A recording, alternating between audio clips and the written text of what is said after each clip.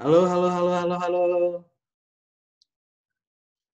Halo, selamat pagi. Selamat pagi, Selamat teman-teman. bergabung semuanya, teman-teman. Sudah ada 367 and Wow, counting nih yang Sabtu diikuti. pagi ya, Gilman ya. Tapi teman-teman luar biasa nih semangatnya nih, tetap on fire nih. Tetap on fire. Gimana sih caranya buat CV yang tepat? Gimana caranya tips-tips cari kerja yang bagus gitu ya? Mm, mm, mm. Oke, udah ada 400 orang. Luar biasa. Luar Udah biasa. 4.000 Gilman. Halo Nah, pagi semuanya. wah, speaker kita di sini nih. Halo, Bu Areta. Kayaknya udah 4.000 nih, kayaknya udah harus pindah deh. Ayo diajak teman-teman yang lain yang belum join, Pagi diingatkan Pak kalau Todo. misalnya halo halo pagi, kita sapa dulu ya. Mhm. Riza, Pak Selamat Zulfikar. pagi Pak Zulfikar, selamat pagi Bu Hernanti, selamat pagi Pak Bagus, Bu Jangan lupa Yusi. kopinya disiapin ya teman-teman sekalian di samping, Suaranya snack gitu. suaranya tidak terdengar nih katanya nih, kata Bu Cynthia. Kata siapa nih? Kata satu orang nih. Kedengeran kan ya suaranya? Kalau kedengeran suaranya boleh dong kasih jempol ke kamera? Kedengeran ya? Oke, siap, siap, siap. Berarti nanti wah, ada yang dari Papua loh nih. Pak Zulfikar Wah, dari Papua, luar biasa. Selamat pagi. luar Suaranya biasa. jelas. Oke, selamat pagi yuk, semangat. Woi, Bu Anggi, keren banget nih. Oke, ini ada 98 orang lagi masuk. Kita tunggu dulu teman-teman yang lain untuk masuk dulu. Ada 65 orang lagi masuk. Kita tunggu dulu ya, sebentar ya. Oke, wow, udah 400 nih, 400 orang.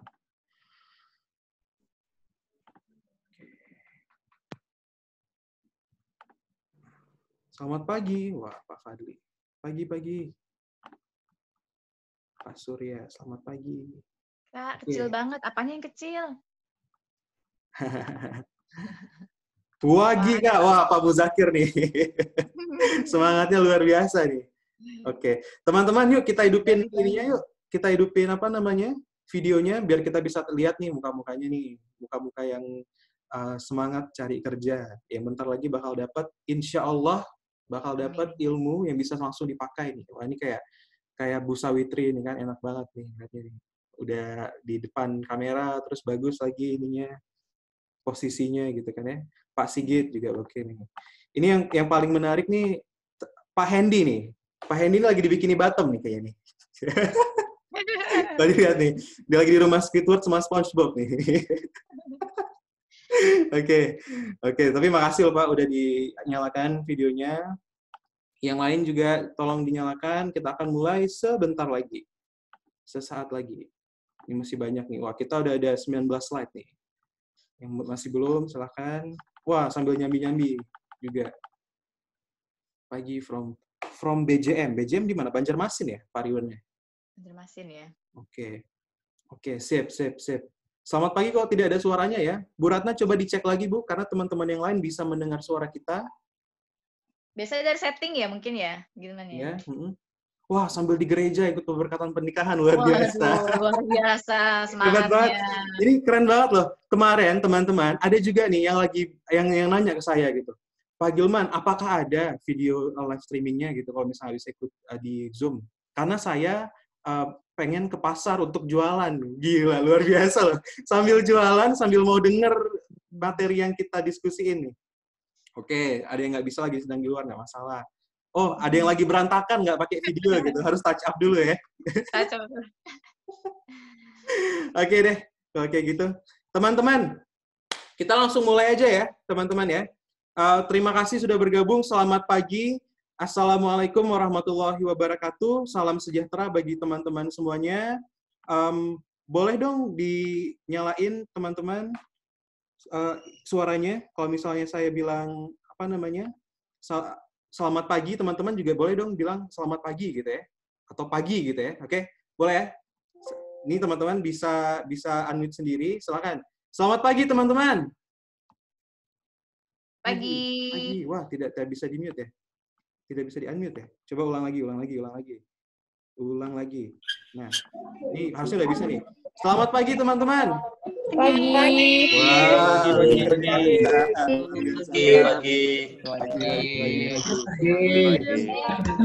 Selamat pagi.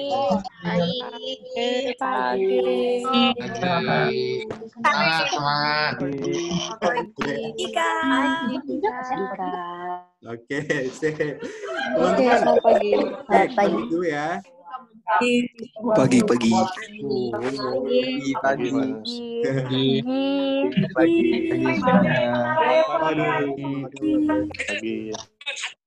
Oke, nah terima kasih teman-teman udah partisipasi. Semoga semangatnya terus dijaga sampai akhir sesi kita. Karena pada hari ini sampai jam 11, kita akan coba untuk bedah beberapa CV yang ada nih yang sudah kita terima. Sampai sekarang kita sudah menerima 1.800 lebih CV dari teman-teman semuanya.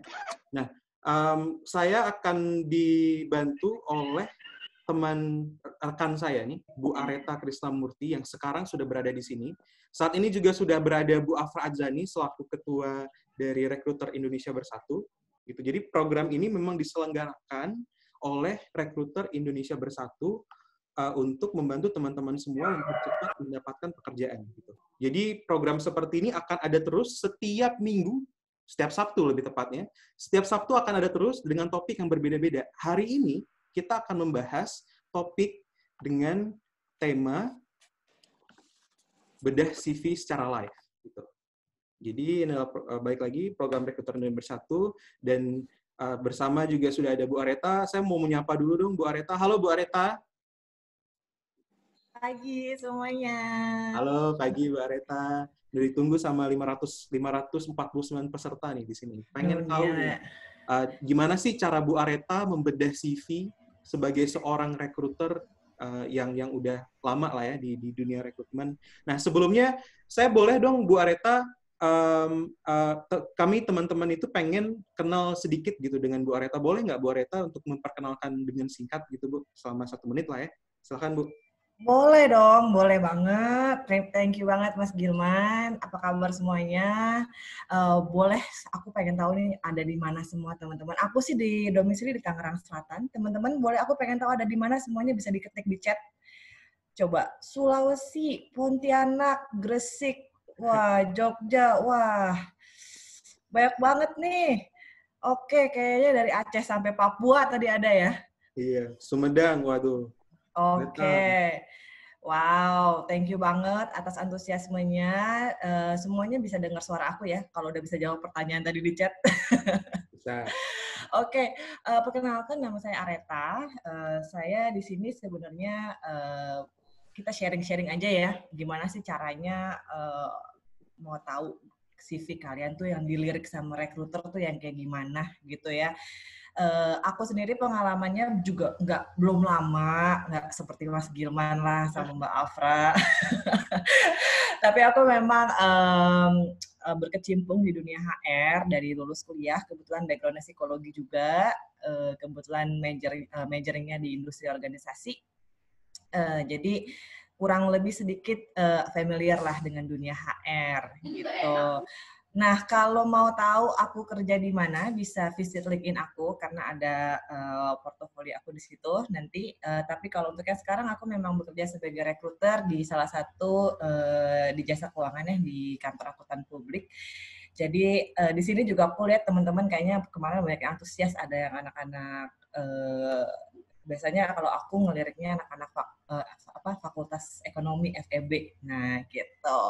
Nah, sebenarnya kalau untuk review CV juga nggak akan lama-lama. Kemarin aku sempat janji kita ya antara 3 sampai 5, kita lihat durasinya, waktunya.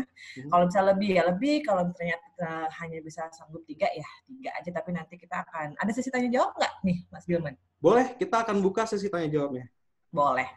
Sip, kalau kayak gitu thank you banget. Silakan Gilman melanjutkan sebelum waktunya habis. Ya, Bu Areta. Thank you so much Bu Areta atas perkenalan singkatnya. Teman-teman, kalau misalnya teman-teman mau lebih tahu lebih lanjut tentang Bu Areta, silakan visit profil LinkedIn-nya. Itu sesuai dengan nama di sini, Areta Krisnamurti. Lihat begitu banyak pengalamannya, begitu banyak CV yang sudah direview oleh beliau. Jadi ini udah sangat kredibel lah. Kan Bu Arita ini. Oke, teman-teman, sebelum kita mulai sesi bedah CV secara live-nya, saya ingin sharing beberapa peraturan penting gitu kan, agar sesi kita pada hari ini berjalan dengan hikmat dan lancar. Gitu kan, ya. Nah, teman-teman tolong jangan sebarkan link ini ke orang lain gitu, karena kita juga pengen lihat kualitas engagement, bukan hanya kuantitasnya berapa banyak orang yang hadir, tapi kita pengen banget orang-orang yang hadir mendapatkan the most of the konten gitu ya. Jadi kita pengen banget untuk dapat manfaatnya gitu. Kalau misal teman-teman ada mau pertanyaan, boleh nanti ketika kita mulai sesi bedah CV, silakan tanya di kolom komentar, kolom chat. Kemudian kami anjurkan untuk videonya di on agar lebih enak gitu kita diskusinya. Tolong audionya juga di mute. Tapi kalau misalnya minta di unmute oleh pembicara silakan. Dan mohon juga untuk tidak mencoret-coret screen nih seperti ini. Saya coba iris dulu ya. Nah, oke, sip. Teman-teman juga silahkan banget. Kita menganjurkan juga untuk foto sesi kita, update dengan tagar bedah CV Live. Jangan lupa tag kalau teman-teman ada di LinkedIn, kita ada di Rekruter Indonesia Bersatu, tag juga saya, jangan lupa, tag juga Bu Areta. Kalau teman-teman ada dari Instagram juga silahkan, ada Rekruter Indonesia Bersatu, ada saya juga. Di LinkedIn, di Twitter juga ada tuh saya, Rekruter Gilman Amri, dan tentu ada juga Rekruter Indonesia Bersatu. Jadi silahkan teman-teman, kita berbagi plus satu kebaikan, apa yang sudah kita dapat dari sesi ini, kita bagi ke orang lain, mana tahu orang lain bisa membantu kita juga untuk mendapatkan pekerjaan. Oke, nah teman-teman, sebelum kita masuk ke sesi sharing, sesi bedah CV, saya ingin sharing sedikit gitu kan ya, untuk sebelum kita masuk ke dalam sesi bedah CV gitu. Nah teman-teman sekarang di sini pasti teman-teman ini sedang mencari kerja gitu ya, either teman-teman mungkin sedang tidak bekerja atau sedang mau pindah gitu, cari kerja di tempat baru gitu kan ya. Nah, teman-teman untuk mendapatkan pekerjaan yang bagus gitu, untuk mendapatkan pekerjaan yang tepat, kita harus tahu sebenarnya pertama kali adalah strategi cari kerjanya.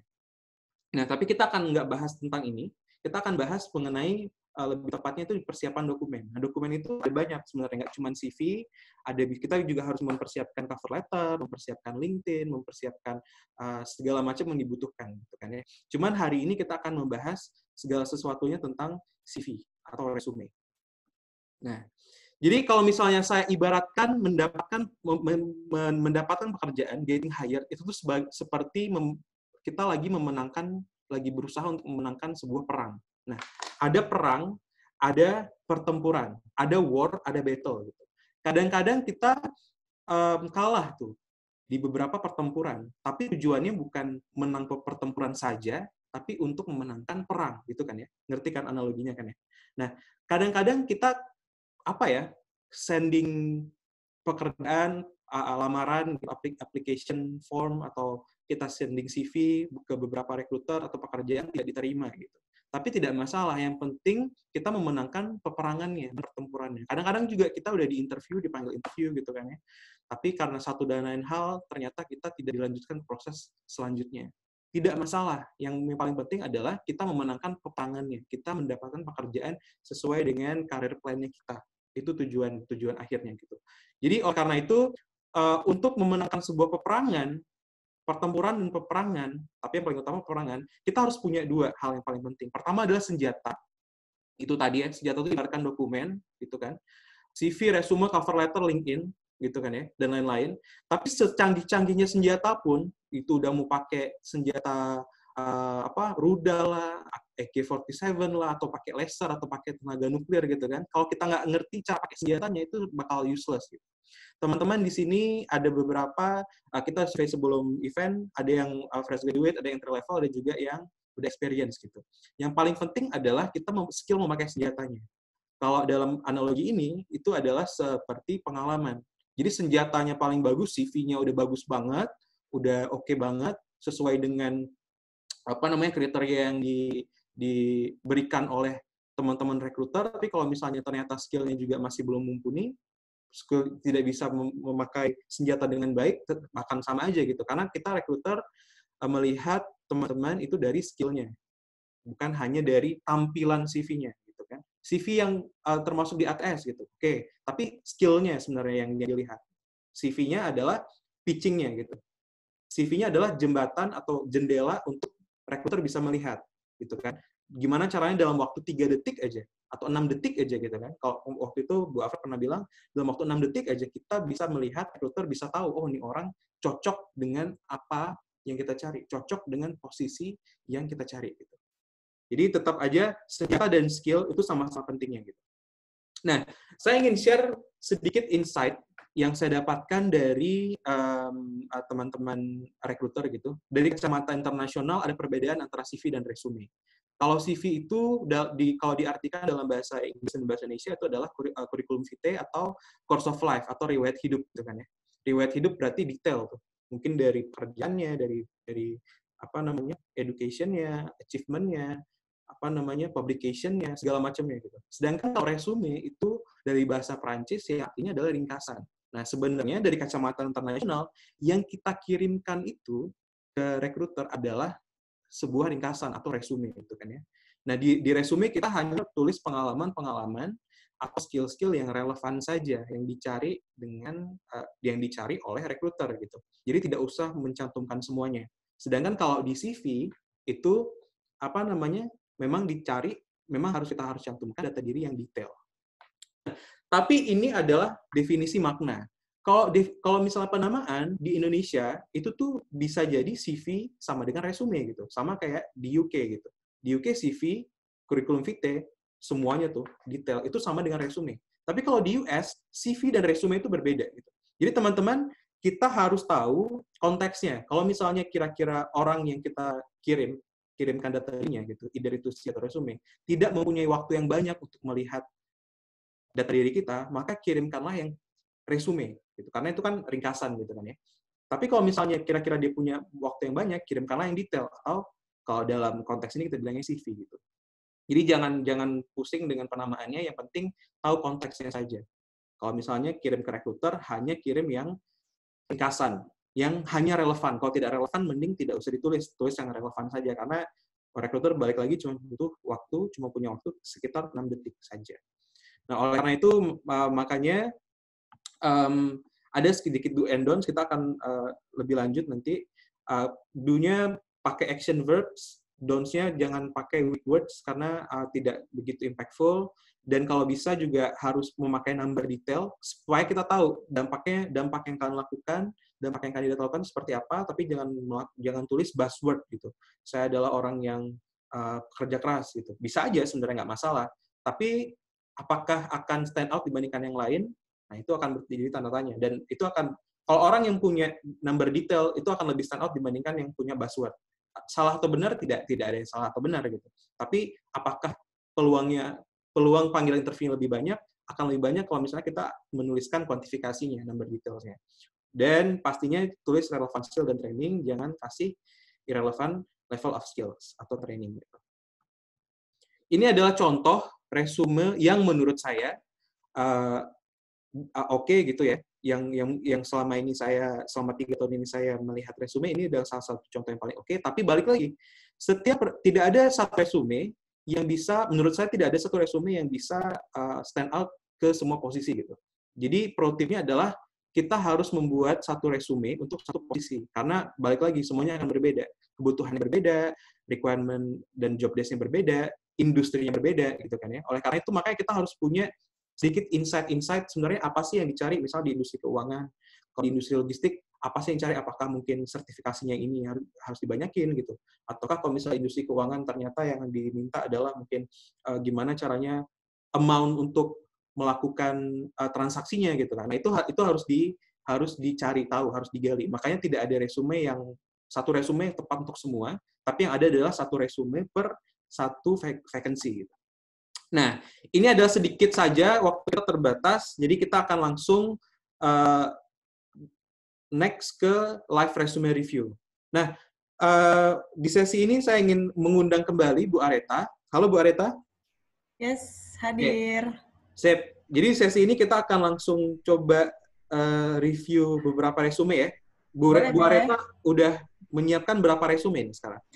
Aku sih ada sekitar 3-6 resume. Kita lihat waktunya ya, yang cocok di mana gitu ya.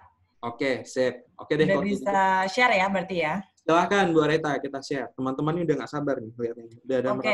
627 orang. Sebelum aku ini, aku udah sempat email orang-orang ini secara japri bahwa aku akan menggunakan bahwa CV mereka sudah terpilih untuk kita hari ini, tapi mungkin ada yang tidak cek emailnya, jadi mungkin belum ada yang reply. Ini aku akan share ya. Oke, yang pertama ini adalah dari Mbak Kartika Ulansari. Ada nggak di sini Mbak Kartikanya? Silakan di chat. Boleh di chat mungkin kalau ada. Oke ya. Nah, di sini aku mau tadi mungkin singkat banget. Jadi biasanya rekruter ini tuh seneng banget sama yang background-nya cerah putih gitu ya. Nah ini dari Mbak Kartika sudah oke sebenarnya background-nya sudah bisa menangkap mata rekruter. Karena apa? Kalau misalkan background-nya warnanya terlalu banyak bold, akan fokusnya jadi berubah, bukan baca teksnya tapi jadi ngeliatin warnanya. Dan terus terang rekruter tuh sehari bisa ngebacain ratusan CV, bener nggak Gilman? Jadi kita masih pengen memelihara mata kita sampai 10 tahun ke depan ya teman-teman ya. Jadi ini tapi background warna putihnya udah oke. Kemudian biasanya kronologikal. Jadi teman-teman yang fresh grade itu biasanya pertama yang dicantumkan itu adalah latar belakang pendidikan, kemudian biasanya pengalaman organisasi atau magang. Tapi bagi teman-teman yang sudah pernah ada pengalaman kerja, biasanya yang pertama dicantumkan itu adalah pengalaman kerjanya. Nah ini kalau aku lihat, Mbak Kartika udah benar, dia baru lulus tahun 2020, sehingga yang pertama dicantumkan adalah latar belakang pendidikan. Nah, latar belakang pendidikan tuh apa aja sih yang dimasukin gitu ya. Nah kalau kayak gini, sebenarnya kita hanya cukup memasukkan latar belakang pendidikan yang terakhir. Jadi SD sampai SMK-nya kayaknya mungkin boleh di take out nih Mbak Kartika. Jadi space-nya ini bisa digunakan untuk informasi lain gitu ya. Nah, Universitas Sriwijaya, tapi nggak ditulis nih fakultas mana, apa jurusan apa gitu ya. Kemudian IPK oke, boleh ditulis. Nah, jadi kalau saran aku, nama kampus, kemudian periodenya, jadi bukan cuma 2020, tapi 2016 sampai 2020, misalkan fakultasnya ditulis. Nah, biasanya ada fakultas-fakultas yang di dalamnya ada jurusan ya. Jadi kayak ilmu komunikasi di dalamnya biasanya ada advertising, ada jurnalistik, itu tulis juga. Karena biasanya seperti saya di industri keuangan, walaupun saya meliriknya anak FEB, saya biasanya hanya cari anak akuntansi. Jadi kalau udah misalkan itu nggak sesuai, biasanya kita akan lewat gitu ya. Jadi ditulis fakultasnya dan jurusannya. Kemudian cukup yang terakhir aja ya, kecuali kalau misalkan kalian ini lowongannya itu minimum D3 atau SMK. Nah, itu ditulis. Ya, karena biasanya SMK kejuruan itu juga mereka pengen tahu tuh kalau kejuruannya misalkan geomatika atau misalkan akuntansi, kesehatan, itu boleh. Ya. Kemudian ini yang lumayan ini sih apa namanya informasi buat kalian juga ya, karena biasanya rekruter itu kita punya database ya nggak sih, ya kan, kita punya database sendiri, nama kampus apa kalau bisa jangan disingkat nama kampusnya, kemudian nama kampusnya nama kampus bahasa Indonesia. Gue nggak ngerti nih Gilman ya, lu ada pengalaman juga nggak nih kayak aku sebut nama kampus ya, State Jakarta University, aduh, gue udah bingung nih bahasa Indonesianya apa, taunya Universitas apa UNJ, ya kan? Betul. Nah, mohon teman-teman jangan dibahasa Inggriskan, ya nama kampus ya. Universitas Indonesia, University of Indonesia, nggak usah. UI aja atau Universitas Indonesia. Karena kalau kalian kuliah di Harvard, kalian nggak tulis Universitas Harvard, nulisnya Harvard University ya kan. Jadi be proud sama nama kampusnya, dan di ijazah kalian nama kampus juga nggak dirubah. Jadi jangan merubah legalitas nama kampus. Karena terus terang kita biasanya rekruter punya coding tuh untuk setiap nama kampus. Dan kalau kita masih harus translate lagi, aduh Islamic University, aduh ini yang apa ya? Ini ada mana Islamic yang di Bandung, Jogja, apalah segala macam. Jadi kalau bisa nama kampusnya nama bahasa Indonesia. Gitu ya. Kemudian ini udah benar, pendidikan udah benar, kemudian fontnya sih sebenarnya ya, kalau dari aku ya. Biasanya itu kita menggunakan font yang cukup karena ini kan konteksnya kita mau masuk dunia profesional, jadi mungkin biasanya kita nggak jauh-jauh dari Arial, Verdana, Calibri, Times New Roman gitu ya. Kalau ini mungkin jadinya masih terkesan fun gitu, jadi kita coba untuk, karena kan yang namanya CV kita pengen branding diri sendiri, memantaskan diri, apakah kita sudah cukup profesional untuk kita masuk ke dunia profesional gitu. Jadi ini mungkin fontnya nanti bisa direvisi, diganti jadi yang lebih profesional. Kemudian abis itu ada organisasi, magang, dan seminar. Sebenarnya ini 3 hal yang berbeda sih ya. Aku kalau akan lebih baik kalau misalkan dipisah gitu. Nah, jadi organisasi biasanya ada banyak nih teman-teman selama kampus. Pilih aja sih organisasi yang relevan. Tadi sempat Gilman udah bilang ya, pilih aja organisasi yang relevan. Kalau misalkan emang kamu mau jadi jurnalistik di media, mungkin pengalaman kamu ketika kamu terlibat dalam kegiatan yang di kreatif di industri media saat kamu di kampus gitu. Kemudian biasanya memang sekarang ini kan banyak template-template CV ya. Jadi ini sebelah kanannya ini kamu menaruh personal contact, tapi sebenarnya proporsi antara kanan dan kirinya masih agak 50-50 kalau aku lihat. Better sebenarnya kita fokusnya di kontennya nih gitu. Nah, kalau aku lihat di sini kamu udah masukin personal contact, udah bagus. Di sini ada telepon, email, dan domisili ya. Terus terang memang hanya itu yang kita butuhkan. Jadi nggak usah menaruh terlalu banyak. Email, pastikan emailnya benar, pastikan teleponnya benar, jangan ada yang typo, itu fatal banget ya. Domisili nggak perlu dijelasin blok apa, RT berapa, RW berapa, kecamatan, cukup bilang Jatiwaringin, Bekasi. That's it, gitu ya. Cukup bilang Pasar Minggu, Jakarta Selatan, gitu. Tapi kamu di bawah nih ada tempat tanggal lahir sama hobi ya. Jadi kalau bisa sebenarnya satu spot aja. Jadi jangan dipisah-pisah, gitu. Tempat tanggal lahir boleh dimasukkan. Kalau agama sih aku sarankan nggak usah ya, karena nggak ada relevansinya dengan kita mau hire. Kemudian, oke. Kontak cukup jelas ya. Kemudian balik lagi ke tadi, organisasi, magang, dan seminar. Aku sih lebih senang kalau dipisah-pisah. Jadi misalkan nih, sekretaris departemen, kaderisasi, apa sih yang Kartika lakukan sebagai sekretaris gitu. Tadi Gilman sempat bilang bukan buzzword ya, gitu. Kita kasih kata-kata yang memang langsung evidence-nya ketika kamu sebagai sekretaris apa, impact-nya apa sih terhadap organisasi tersebut gitu. Apakah ternyata ketika kamu sekretaris ini kan admin ya, ternyata kamu bisa melakukan filing dokumen dalam 3 tahun terakhir sehingga ketika ingin menulis proposal tidak perlu cari-cari ke Bindex, tapi bisa langsung lihat soft file. Nah, kamu bisa tulis tuh inisiatif kamu sebagai seorang sekretaris pada waktu itu ngapain. Oke, kemudian magang juga boleh dimasukkan. Ini sebenarnya salah satu added value bagi teman-teman yang fresh grad, itu akan menjadi nilai tambah buat kita recruiter. Tapi kalau misalkan sudah experience, aku rasa pengalaman magangnya nggak perlu dimasukkan semua. Biasanya yang lebih tepat itu adalah pengalaman kerjanya. Kemudian seminar boleh dimasukin, certification gitu ya, boleh. Tapi kalau cuma sekedar seminar mata kuliah umum, kayaknya nggak usah ya. Semua orang kayaknya pernah datang kuliah umum deh. Nggak usah, jadi balik lagi, masukin yang benar-benar relevan terhadap job yang mau kamu apply. Oke. Kemudian kemampuan, nah di sini skill, biasanya kita tulisnya skill ya. Skill ini boleh Microsoft Word, Excel, PowerPoint. Biasanya kalau aku sih nulisnya langsung MS Office. Itu udah langsung semuanya ke Grab gitu ya. Dan biasanya aku bagi skill itu menjadi general skill sama technical skill. General skill itu biasanya memang kayak gini, MS Word, benar ya. Bahasa itu juga jadi general skill. Kemudian technical skill itu seperti mungkin kalau teman-teman IT, misalkan JavaScript, Adobe, AWS, gitu ya, React Native, segala macam.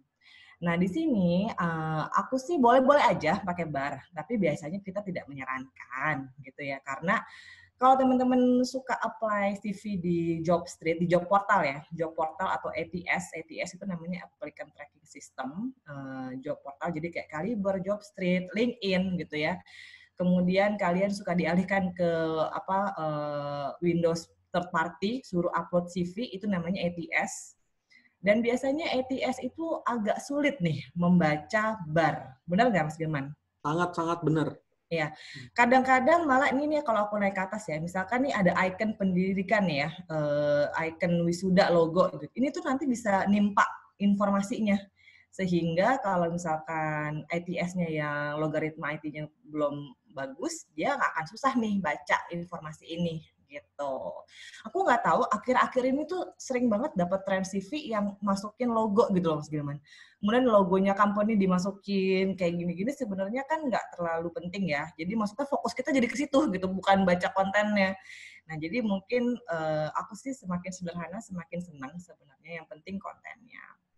Nah balik lagi ke bagian kemampuan, kemudian aku biasanya agak boleh juga sih misalkan mau di-share 4 dari 5, tapi kan kalau kayak gini kita nggak tahu ya, ini skalanya 4 dari 5 kah, 9 dari 10 kah, kemudian Microsoft Word, kenapa kamu bisa bilang segini, apa sih yang membuat kamu nggak jadi full gitu, kemampuan apa yang belum kamu kuasain gitu. Jadi kalau aku sih biasanya tulis aja MS Office misalkan basic gitu, atau intermediate juga boleh. Kemudian bahasa Inggris, kalau kamu di sini nulisnya pasif, sedangkan yang atas nih bar, ini kan agak kurang konsisten nih, yang atas 4 pertama bar, yang bahasa Inggris pakai keterangan kata. Apapun skalanya yang mau kamu jelaskan, better being konsisten gitu. Kemudian biasanya kita formatnya PDF ya, yang untuk di-submit, di-upload ke ATS atau dikirim ke company, supaya juga company juga nggak punya ruang buat ngerubah-rubah kalau kamu pakai Word. Jadi ini udah benar semuanya pada ngirimnya pakai PDF. Ini lagi ya, sekali lagi mungkin skillnya soft skill. Nah, soft skill boleh banget. Biasanya aku suka iseng nih, leadership skill. Aku tanyain, dari mana sih kalau interview ya, kalau ini lanjut interview, aku tanya dari mana kamu bisa bilang kamu punya leadership skill. Nah, berarti kamu bisa tunjukin nih, oh dulu aku pernah ada pengalaman sekretaris departemen kaderisasi. Nah, dari situlah kamu bisa jelasin. Oke, ini prestasi juga bagus banget, bisa masukin pengalaman dapat beasiswa peningkatan prestasi akademik, ini good job. Kalau dari aku sih keseluruhan lebih ke tadi ya, desain layout-nya, font-nya, kemudian hilangkan icon-icon atau logo, dan yang paling penting adalah ketika mau menjelaskan tentang brief tentang pengalaman organisasi atau magang kamu, tadi tekankan kepada achievement. Gitu. Mungkin dari aku itu dulu untuk Kartika. Dari Gilman ada tambahan? Iya sih, ini udah sangat di-review dengan sangat komprehensif gitu, semuanya udah di-review. Saya tuh pengen banget menekankan yang tadi Bu Areta bilang mengenai banyak banget sekarang trennya lagi CV-CV yang punya logo gitu ya, gambar-gambar gitu kan, shapes dan lain-lain. Nah, kenapa banyak banget kayak gitu, saya juga nggak tahu kenapa Bu Areta gitu. Cuman yang perlu teman-teman ketahui adalah sekarang banyak banget template-template CV yang beredar di internet gitu kan. Nah, teman-teman harus menganalisa lagi itu, apakah ternyata template itu walaupun banyak dilihat oleh orang lain gitu, visitorsnya banyak atau mungkin reviewnya banyak, tapi apakah itu efektif gitu. Makanya sekarang di sini melalui program ini juga, melalui event ini juga, kita pengen kasih tahu perspektif dari seorang rekruter. Perspektif dari rekruter gitu yang menerima yang kerjaannya memang menerima CV dan resume gitu. Oleh karena itu mohon diperhatikan lagi gitu di gambar, di logo dan di layoutnya. Nah teman-teman, yang paling penting saya pengen summary aja sih Bu Areta, nggak pengen tambahin lagi. Yang paling penting ketika kita mau membuat CV kita stand out di antara yang lain dan di mata rekruter adalah bukan dari desainnya yang pertama, bukan dari desainnya harus yang berwarna tapi segala macam, fontnya aneh-aneh gitu kan, yang bagus gitu. Tapi lebih ke kontennya. Jadi konten versus desain itu pasti yang pertama konten. Desain itu hanya cukup, tadi bener banget Bu Areta bilang, hanya simple saja, yang penting jelas, kelihatan mana space-nya, gitu, ada space kosongnya untuk membagi fokus kita antara satu part ke part yang lain, part organisasi mana, part magang mana, part seminar mana, part prestasi mana, gitu. Itu sudah sangat cukup, gitu. Kalau misalnya untuk posisi-posisi general. Jadi, konten versus desain, konten dulu. Jangan desain. Yang buat CV-nya bagus adalah kontennya. Desainnya betul. usual dan complementary. Oke, Bu Setuju Anita, banget. kita next lanjut ke CV selanjutnya. Next ya, lanjut ya. Oke. Nah, berikutnya ini ada Mbak Nesya. Semoga hadir ya Mbak Nesya di sini ya. Nah, ini balik lagi, aku sih prefer masih banyak, rekruter pun juga banyak yang setuju bahwa kita agree dengan background putih jauh lebih menenangkan jiwa dan mata. Karena tadi kita pengen mata kita masih bagus selama 10 tahun ke depan. Jadi ini aku menangkap ada beberapa warna biru di sini ya. Ada biru muda, ada biru yang shade-nya terang gitu kan, segala macam. Nah, di sini kalau untuk Nesya, kalau aku boleh lihat sih yang pertama aku lihat dia lulus tahun 2018. Jadi sudah pernah ada pengalaman kerja. Yang pertama dia masukkan adalah pengalaman kerja, itu udah benar. Dan aku lihat sudah kronologikal juga. Itu juga udah oke. Kemudian dia juga memasukkan personal contact juga selektif ya, jadi hanya nomor telepon, email, kemudian alamat, dan juga ada sosial media. Beware kalau kalian berani masukin sosial media, juga berani untuk dikepoin sama recruiter gitu ya. Ada beberapa, biasanya sosial media kita lakukan untuk background checking sih, apakah anak ini bagaimana nih interaksinya sosialnya dengan pengguna sosial media gitu. Nah, kemudian biasa hampir sama kayak Kartika tadi, layout, pemilihan font, background warnanya mungkin akan diperbaiki dulu. Nanti akan ada sampelnya yang cukup menarik perhatian aku deh, gitu ya. Nah, kemudian personal contact juga masih agak nyebar-nyebar. Ada yang di sini, ada yang di atas, ya. Kemudian di sini ada QR code. Sekarang juga mulai ada nih tren QR code nih, Mas Gilman ya. Terus terang aku tuh aku tuh sangat orang yang gaptek gitu. Nah, kalau aku nge-scan QR code isinya CV juga, ngapain ya kan ya? Itu ngerjain rekruternya namanya. Biasanya QR code itu kalau kita scan, kalau untuk khusus anak-anak desain, mereka punya portofolio, anak-anak IT, mereka punya portofolio, ketika kita scan, kita bisa ngeliat tuh hasil kerjanya. Mereka itu boleh banget ya. Kemudian hampir sama tadi, pisahkan magang dan pelatihan karena agak beda gitu ya. Di sini kamu juga sempat sebutkan Digital Talent Scholarship. Ini ada magang, magang di sini ada 2. Dan ini bisa kamu elaborate lagi sebenarnya apa sih yang kamu lakukan di magang tadi gitu ya. Nah, kemarin ini aku mempelajari CV kamu bahwa kamu ini lulusan dari komunikasi. Ini SMA-nya akademiknya juga boleh dihilangin aja. Ini udah benar. Kampusnya udah benar ya kan, bagus, tidak ditranslate bahasa Inggris. Kemudian periode tahunnya, fakultasnya, IPK-nya ini udah oke banget buat aku ya. Dan aku lihat dari jurusannya, kemudian magangnya, kemudian kamu tulis key expertise di sini, kamu ini benar-benar orang komunikasi loh, Nesya. Jadi, pertama memang kita harus mengenali ke strength kita, gitu ya. Nah, di sini apa sih yang bisa kita jual di CV kamu? Dan ternyata kalau aku lihat, sebenarnya kamu tuh kuat komunikasi dalam hal visual ataupun dalam hal verbal, oral. Kenapa? Visual kamu desain nih, kamu bisa mengedit gambar, bikin konten, di Instagram, flyer. Kamu bisa mengkomunikasikan sesuatu yang ada di kepala kamu menjadi sebuah benda yang orang lihat bisa lihat kelihatan. Dari yang tidak ada jadi ada. Kemudian kamu ada pengalaman radio jadi announcer, berarti kamu juga komunikasi secara verbalnya juga bagus. Nah ini setiap orang mungkin harus mengenali strength-nya kali ya. Jadi akhirnya ketika di CV, mana yang mau dia tonjolin? Gitu. Nah, akhirnya di sini aku bisa lihat kamu bisa menonjolkan kemampuan komunikasinya baik secara visual, secara desain, secara gambar ataupun secara verbal atau oral. Bisa kamu tunjukkan.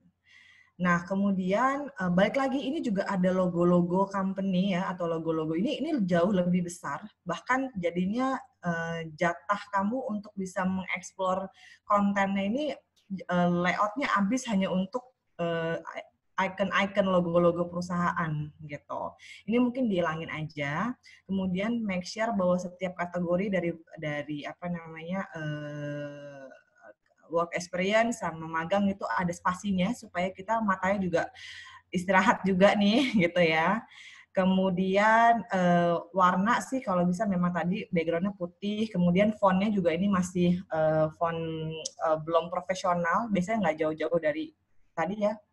Calibri, Arial, Times New Roman gitu.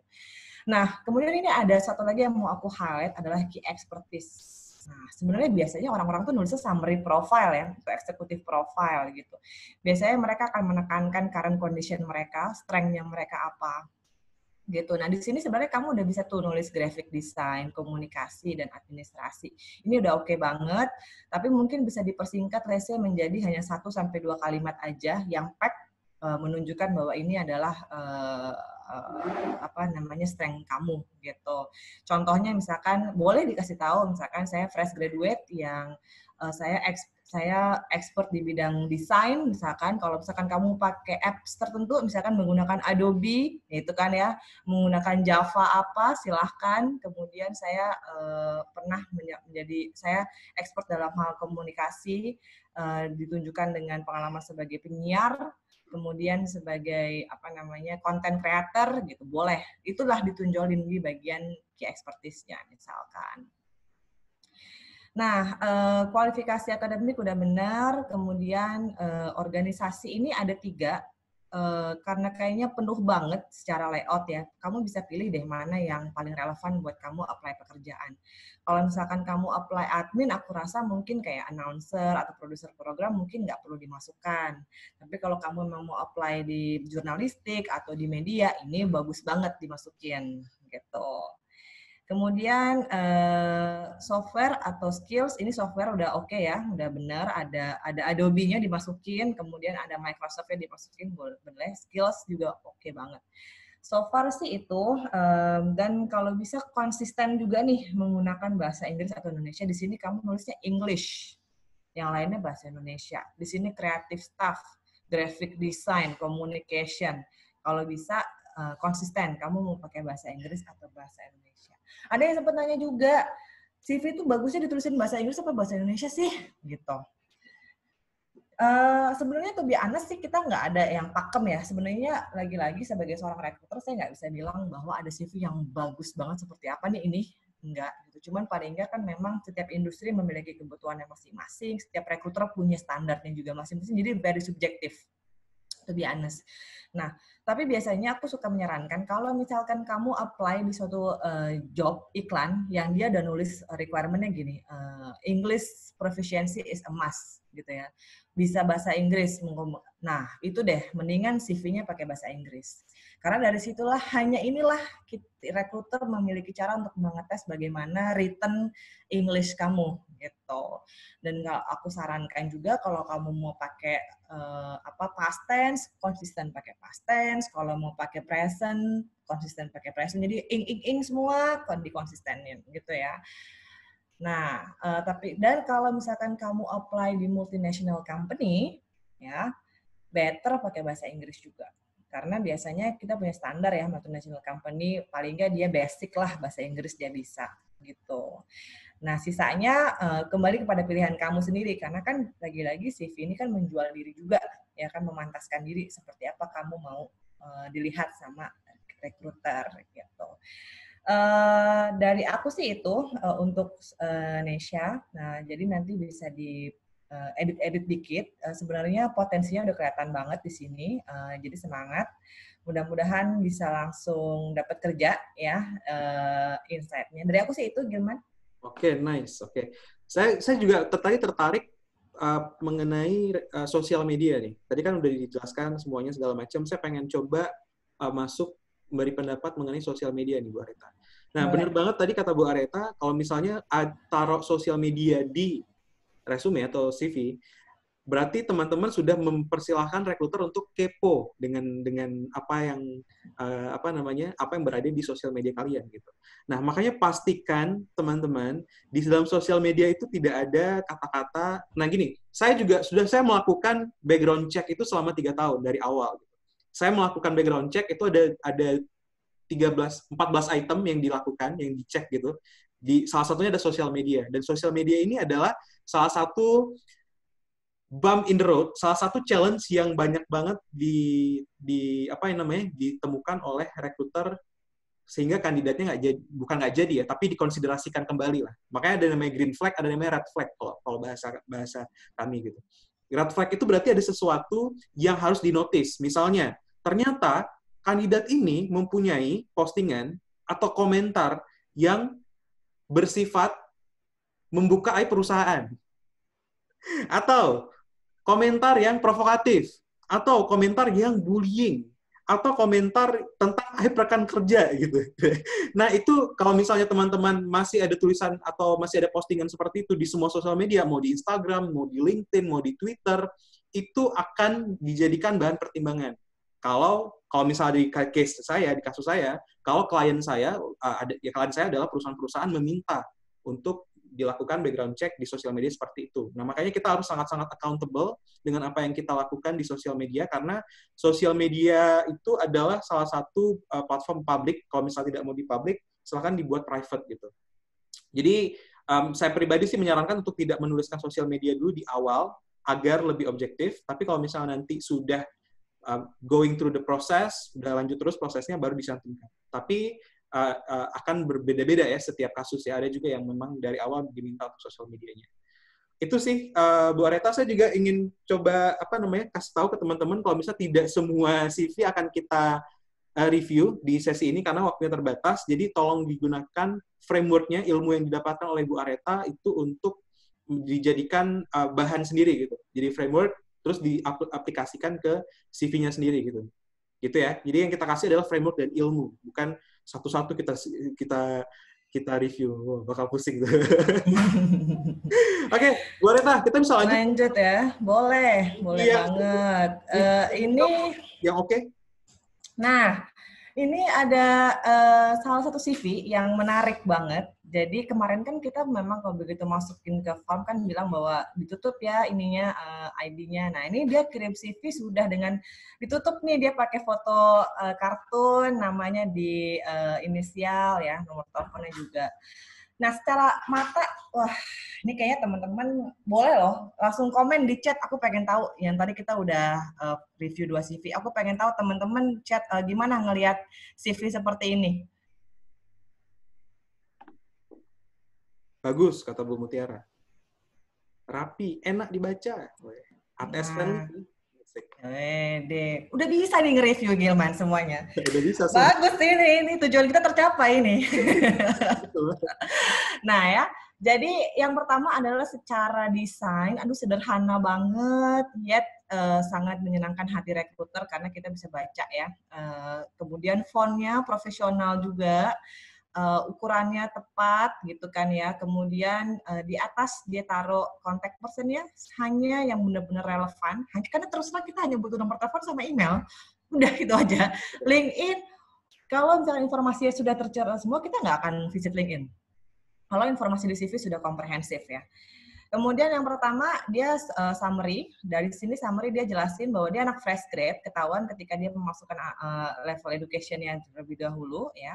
Dia bilang kalau dia fresh grade dari logistik, kemudian dia skill-nya keyword, dia masukin keyword nih, warehousing, HSE operator. Dia perkenalan dulu fresh grade ya kan, kemudian dia skill di warehousing dan HSE operator, kemudian dia taruh aspirasi dia di sini kalau dia mau berkarir di warehouse area. Itu aja udah cukup banget.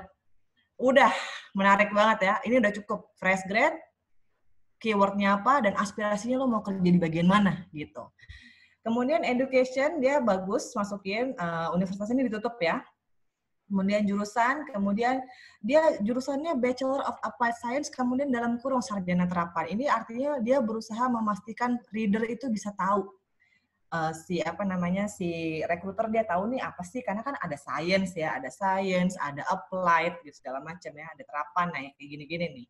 Logistik engineering, kemudian GPS sekian. Ini paling periodenya aja nih ditulis ya, Juli 2020.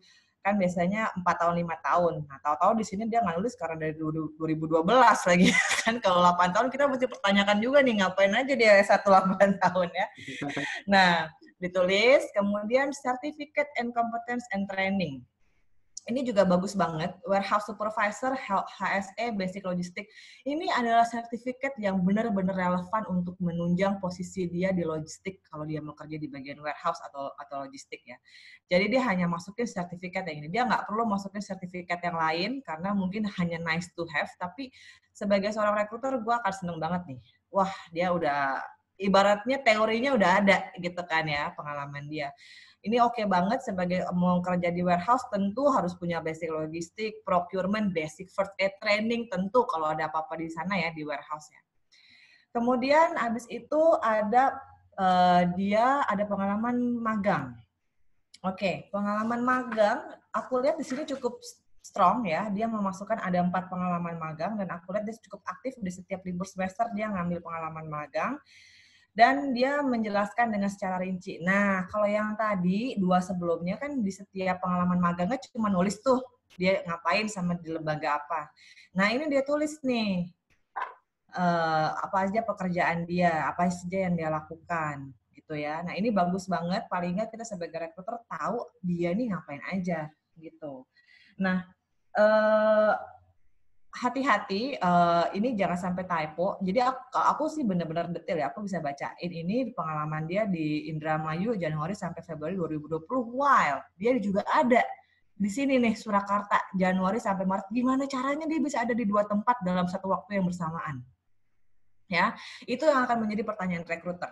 Pasti ya, apakah ini typo? Apakah ini, karena aku lihat di sini dia dari 2017, 2018, apakah ini typo 2019 ya? Atau dia memang bisa kerja working from home misalkan, ya kan, magang. Aku cek biasanya di sini. Nah, dalam periode 2 bulan ini dia bisa melakukan ini A, B, C, D, E. Itu oke banget ya. Maksudnya ya kita tahu lah rekruter ekspektasi kalau fresh grade kan kita pasti nggak akan yang carinya berpengalaman banget ya. Nah, yang paling aku tekankan adalah di sini biasanya teman-teman bisa menuliskan keyword-keywordnya juga tadi ya.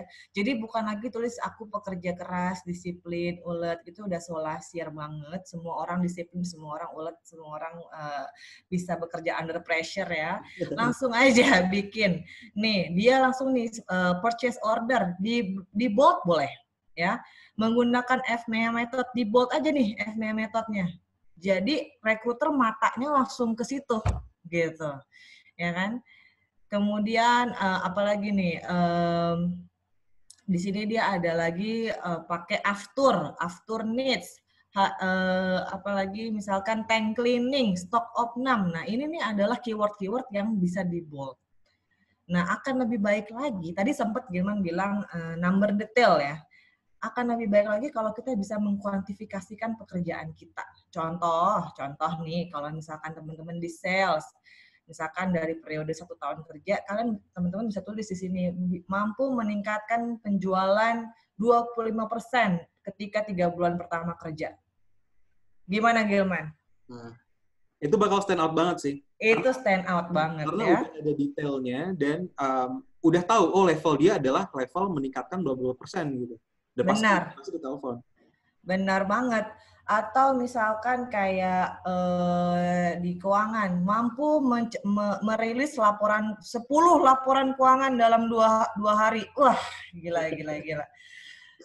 Itu stand out banget. Jadi yang namanya number detail itu adalah kuantifikasi angka yang bisa kita lihat. Gitu. Misalkan mampu running tes anak-anak HR ya, bisa melakukan mass recruitment dalam sehari 100 kandidat misalkan. Kemudian scoring 100 kandidat dalam 1 hari. Nah, itu adalah kuantifikasi number detail yang akan sangat lebih baik kalau kalian masukkan di situ. Ya, di sini udah cukup bagus. Namanya kamu tadi Citoge ya kan ya. Nah, paling di bagian itu aja yang ditambahin ya kuantifikasinya. Kemudian di sini organizational experience. Aduh, enak banget ya baca CV kayak gini ya. Bersih gitu, kronologikal, terstruktur gitu deh, dan dia tahu mana yang harus dia masukin relevan dan yang tidak relevan gitu ya. Nah kalau misalkan kayak gini nih, sebenarnya pengalaman internship kamu sudah cukup strong. Kayaknya organizational experience nggak perlu dimasukin semua, juga nggak apa-apa. Masukin aja 1-2 tahun terakhir yang paling relevan. Organizational experience ada 10, mana sih Kak yang harus dimasukin gitu kan? Saya pernah sih dapat CV itu 2 halaman isinya organizational experience semua. To be honest, gue bingung ya, ini orang kuliah apa kagak ya kan? Jadi masukin aja organizational experience itu yang memang kamu ada jabatan, misalkan ketua, sekretaris, bendahara, atau kamu merasa kamu memiliki kontribusi atau impact besar buat organisasi tersebut dan buat diri kamu. Gitu ya. Jadi kalau misalkan kamu merasa aku cuma member nggak terlalu banyak kontribusi, ya udah nggak usah dimasukin. Masukin aja yang memang paling kontribusinya paling besar. Nah, contoh aku pernah interview dia organisasi pengalaman misalkan dia kerja di lapangan di desa gitu ya. Kemudian kan balik lagi nih harus ngejelasin job briefnya. Kuantifikasiin, misalkan saya mampu menekan angka budget event, misalkan pensi yang tadinya 100 juta jadi hanya 50 juta. That's it. Ya kan, budget cost gitu ya, di press cost. Nah, itu bisa dimasukin. Technical skill ini oke banget, dia juga memasukkan hanya yang relevan, dia bisa mengkuantifikasikan persentase, walaupun sebenarnya ini akan tetap kita double check lagi saat interview, apakah benar, karena 85%-nya aku sama 85%-nya Gilman itu beda. Ya. Kemudian language ini juga bagus banget, dia masukin bahasa Inggris langsung dibuktikan dengan ITP TOEFL-nya. Ini bagus banget ya. Fluent Indonesia. Kalau orang Indonesia sih harusnya native ya, bukan fluent lagi nih. Ya, gitu. Jadi ini sampel CV yang kalau aku mau hire orang logistik atau warehouse, definitely aku akan kontak dia. Gimana, Gilman? Nice, very good. Sangat, ya keempat kali sangat setuju Bu Areta. Jadi memang balik lagi, sebenarnya kontennya itu yang kita lihat supaya stand out, bukan hanya desainnya gitu. Nah, desainnya ini menurut saya, menurut Bu Areta juga setuju, ini sangat tepat ya, enak untuk dilihat mata ya. Nggak mesti yang harus warna-warna yang aneh-aneh gitu kan. Yang penting jelas, terstruktur, rapi, tadi juga ada dibilang di chat gitu ya. Terus enak lah dibaca gitu. Ini sih yang desain yang paling oke gitu. Yang kita harapin ya sebenarnya ya. Betul. Terutama dari tiga resume yang udah kita review. Itu sih. Oke, aku masih ada satu, ini mungkin spot satu review resume, yang kalau tadi kita lihat 3 pertama ini adalah fresh grade, yang review berikutnya ini adalah experience. Ya. Jadi singkat aja, boleh ya, masih bisa Gilman ya? Boleh ya, ini aku close dulu. Nah, ini Mbak Rani, ya.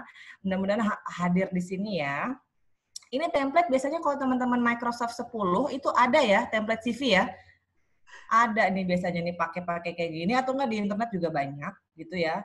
Yang pertama aku mau lihat di sini ini Mbak Rani ini sudah experience 10 tahun kalau aku baca dan di sini dia bagusnya adalah semua kronologikal masuk ya. Dia pengalaman kerja dulu, kemudian kontak personnya juga satu spot aja dan hanya yang relevan aja dia masukin. Kemudian profilnya juga. Nah, biasanya kalau untuk contact person kayak nationality, kalau udah orang Rani mah nama Putri, Anissa, Bambang udah pasti Indonesia ya. Kayaknya nggak perlu tuh dimasukin nationality gitu ya. Ada juga udah pakai jilbab masih nulis jenis kelamin perempuan. Nggak usah. Kalau fotonya udah pakai jilbab, kita udah tahu itu perempuan. Jadi di take out aja yang gender gitu ya.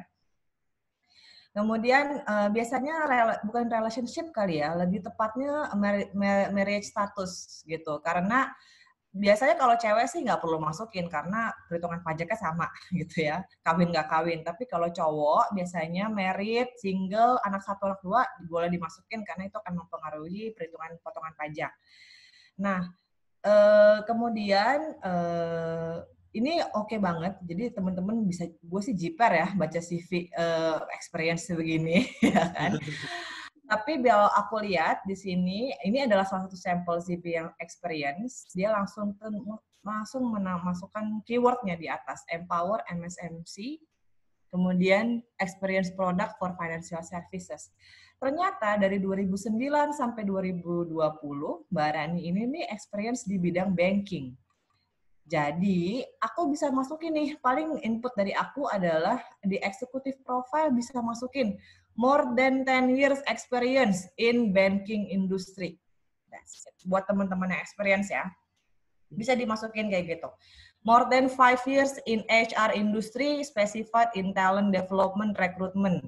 Boleh.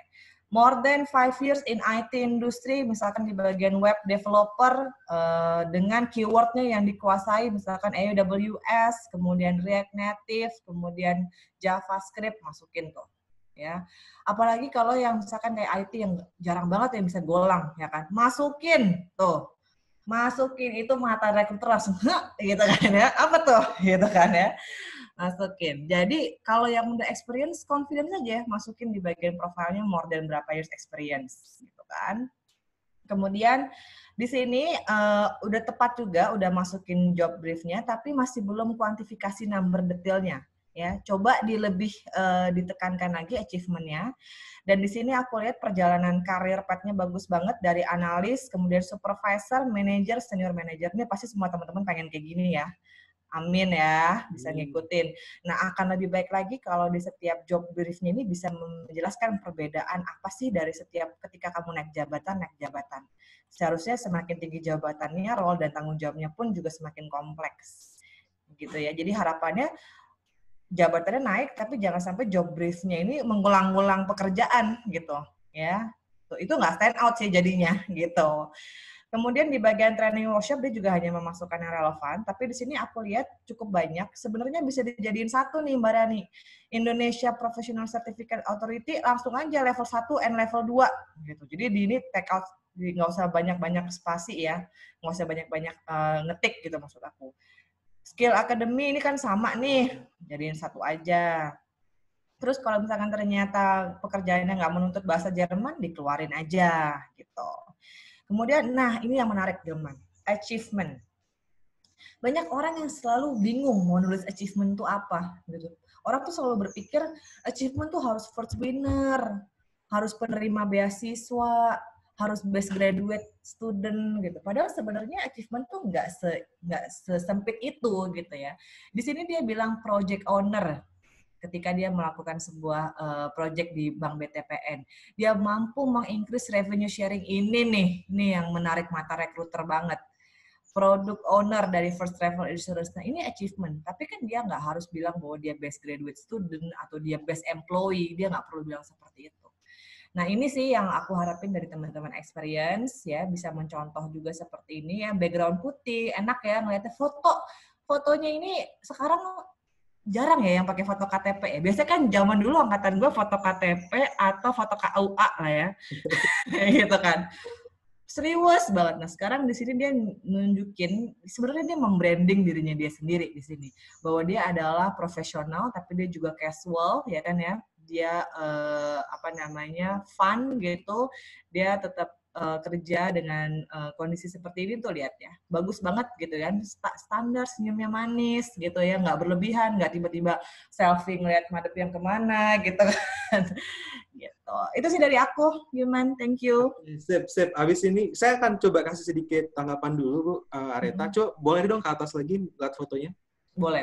Ya, jadi bener banget tuh, nggak sekarang udah sedikit udah makin menurun lah. Masih banyak sih orang yang pakai foto-foto KUA atau KTP gitu ya. Iya. Gue sih masih. Ya, sekarang teman-teman tuh udah mulai sadar tentang personal branding, tapi kita bahas nanti gitu personal branding. Nah, tapi yang paling standar untuk foto di CV atau resume adalah foto yang professional headshot. Itu yang paling standar dan itu sangat profesional untuk di mata recruiter gitu. Jadi coba nanti cari di Google professional headshot. Di situ ntar coba aja foto dengan cara seperti itu gitu ya. Nah, kemudian tadi setuju banget dengan Bu Areta, saya juga sering dapat klien gitu kan posisinya yang levelnya country manager, head of apa, VP of apa gitu. Nah, kalau misalnya yang saya lihat dari pengalaman saya adalah achievement-nya bener banget tadi kayak Bu Areta bilang, achievement tuh nggak mesti harus di-acknowledge sama orang lain gitu. Tapi bisa jadi dan sangat bisa seperti tadi, misalnya saya udah meningkatkan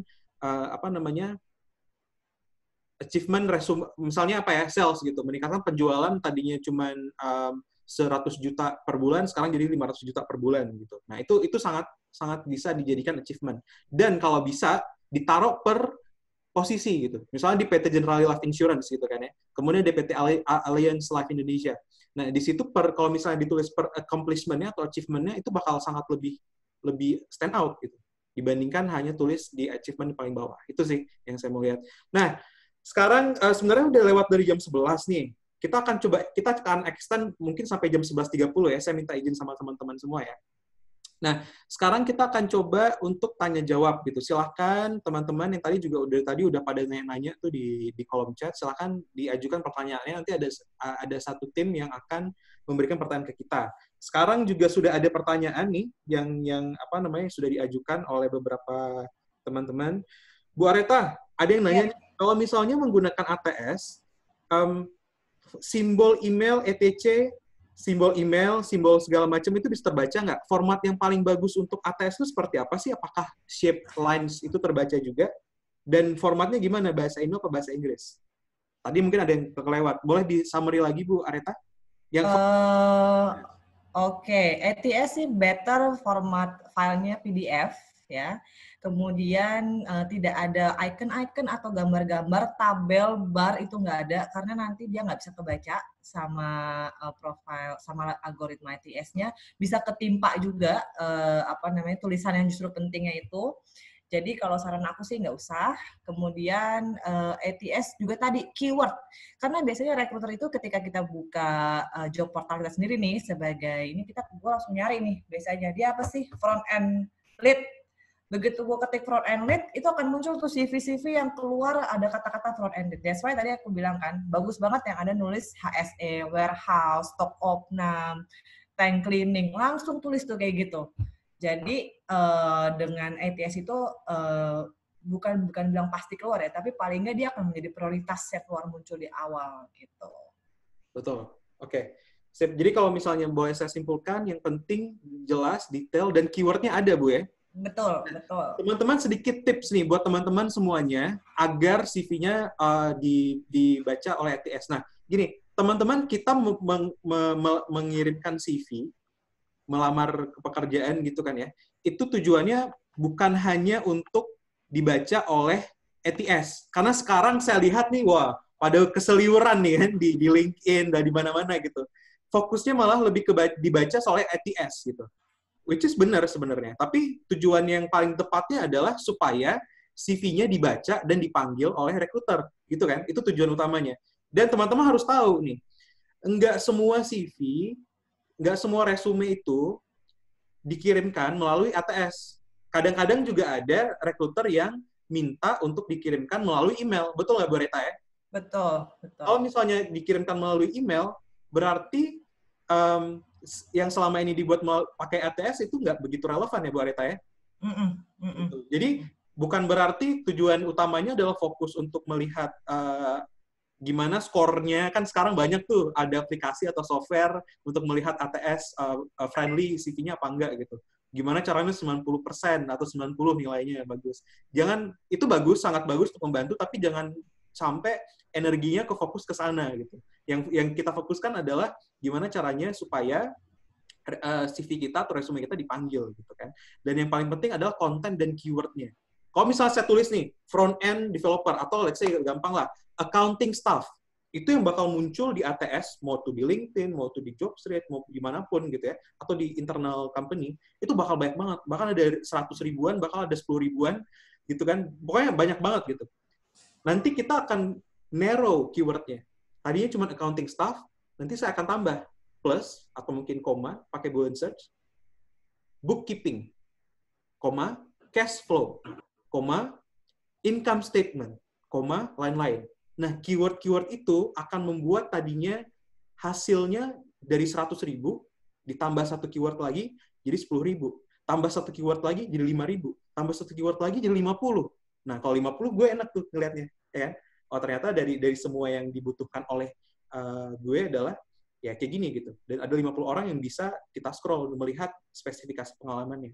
That's why kalau misalnya mau masuk ATS oke gitu kan ya, dan bisa dibaca oleh recruiter, kita harus cari tahu journey recruiter melihat dan merekrut, bukan merekrut ya, menseleksi CV-nya melalui segala macam gitu, segala macam channel, melalui email, ATS, dan lain-lain gitu.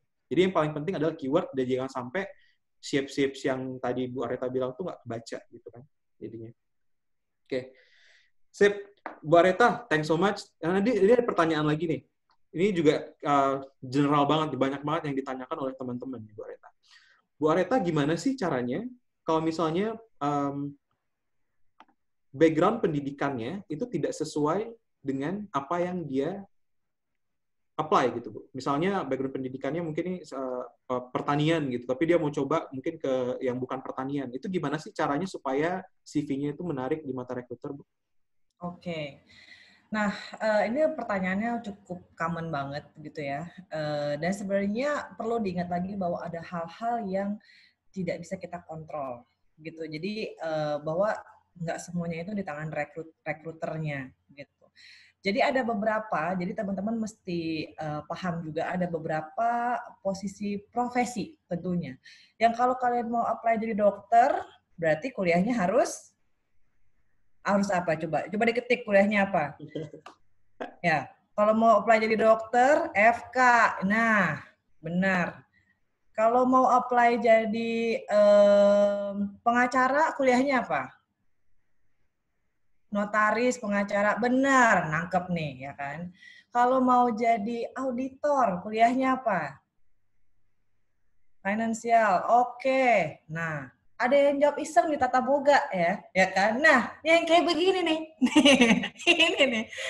Terus terang kalau udah berhubungan sama profesi, kita nggak bisa kontrol itu gitu ya. Terus kita coba-coba, kita mau hire kita mau panggil dokter, terus kita hire orang pertanian.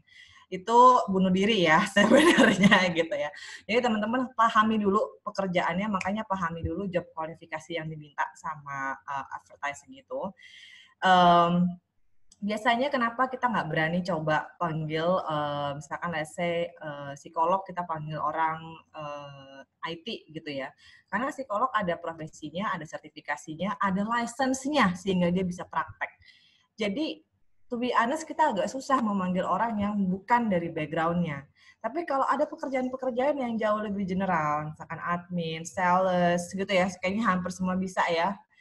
Kemudian apalagi ya, marketing gitu ya, mungkin hal-hal yang kayak gitu. Ada hal-hal itu mungkin masih room-nya masih lebih besar. Tapi saran aku kalau misalkan emang kalian mau coba hal baru, boleh banget. Kita senang banget. Nggak menutup kemungkinan aku punya HR director, misalkan background-nya orang kimia, ada. HR director background-nya orang IT, ada gitu ya. Tapi kan ada proses hingga mereka sampai ke sana gitu. Nah, kalau teman-teman di sini balik lagi teman-teman harus punya karirnya tuh mau kayak apa sih? Gitu. Tujuannya mau apa? Apakah dalam 10 tahun pertama gue mau mencoba semua pekerjaan dengan resiko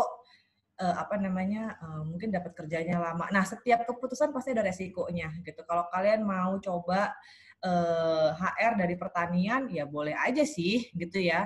Mungkin dia akan belajar di bagian admin HR-nya dulu. Dia akan butuh waktu yang lebih lama dibandingkan orang yang kuliahnya sejalan.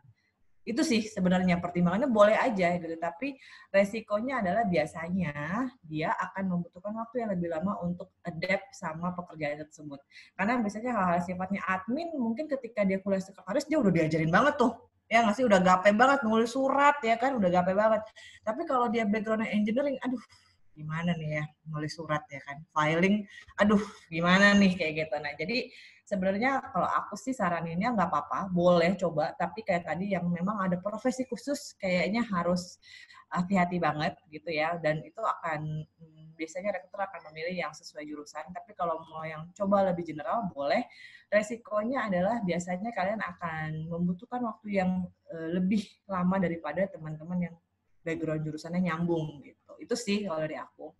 Betul. Setuju banget, Bu. Bener. Jadi memang kita harus mengerti setiap job desk atau posisi yang kita lamar, gue ya. Dan itu sebenarnya sudah terpampang jelas dari satu, job description-nya di iklan lowongan kerja, dan kedua, requirement-nya ya. Sebenarnya udah kelihatan ya dari situ ya. Itu adalah salah satu tip yang teman-teman bisa lihat yang paling gampang gitu. Bukan hanya itu aja tipnya, tapi banyak lain, tapi itu adalah salah satu yang paling gampang untuk dilihat. Kalau misalnya memang ya benar banget kayak Bu Areta bilang tadi gitu, sales gitu. Nggak mesti harus dari marketing atau bisnis gitu. Karena kan sales itu udah ilmu, gimana caranya, tujuannya gini deh. Kita coba reverse engineer. Oke, ada posisi yang dicari adalah sales gitu. Kita cari tahu, kita pakai daya pikir dan analisa kita sendiri gitu kan. Kira-kira tujuan KPI seorang sales itu apa? Apa kontribusinya bagi perusahaan? Pikir. Oke. Ada tujuan sales adalah supaya dapetin income kan, untuk dapetin produknya bisa kejual atau servisnya bisa kejual. Nah, apakah teman-teman sudah punya pengalaman menjual sesuatu atau teman-teman sudah punya pengalaman menjual servis gitu kan? Metode penjualannya gimana? Kalau ada, nggak mesti background-nya dari harus dari sales atau bukan dari sales ya, tapi dari background-nya harus dari marketing atau bisnis gitu kan? Nggak mesti. Tapi yang penting ada metode, ada skill itu tuh udah pernah dipakai. Kemudian itu dicantumkan di CV atau di resume, dan itu yang akan didiskusikan oleh rekruter. Gimana caranya dulu bisa mendapatkan 5 klien dalam sebulan misalnya. Apa metode yang dipakai. Nanti dilihat kira-kira relevan nggak dengan industri yang sekarang. Gitu juga rekrutmen konsultan. Teman saya Bu Areta, ada yang dari teknik nuklir loh. Jadi apa dia? Teknik nuklir jadi rekrutmen konsultan. Waduh, Gitu. oke loh itu. Iya.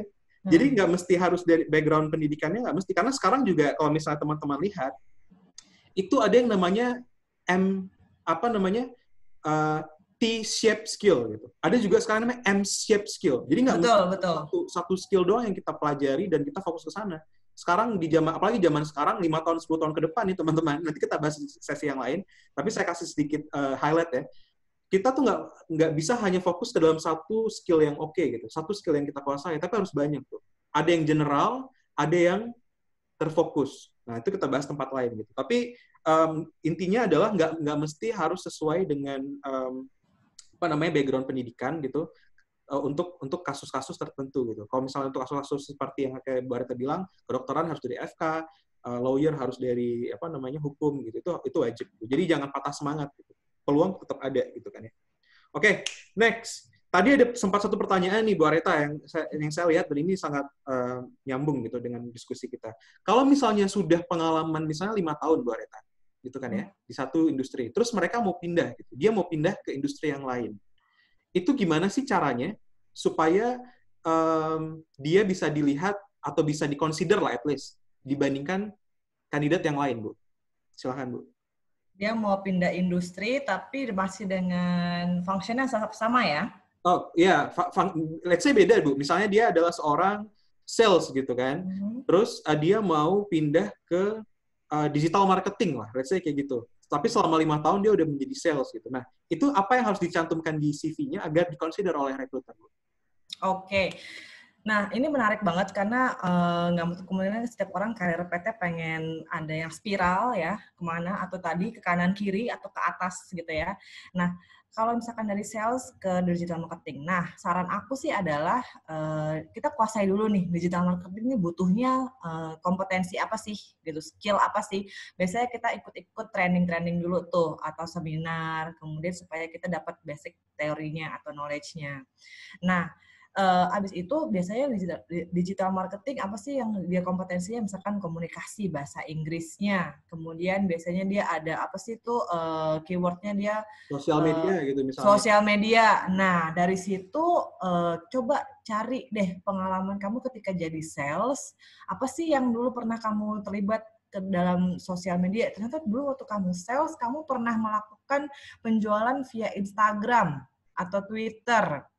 Sehingga akhirnya misalkan dapat evidence-nya bagus nih, misalkan ternyata meningkat dari 100 juta jadi 150 juta gitu.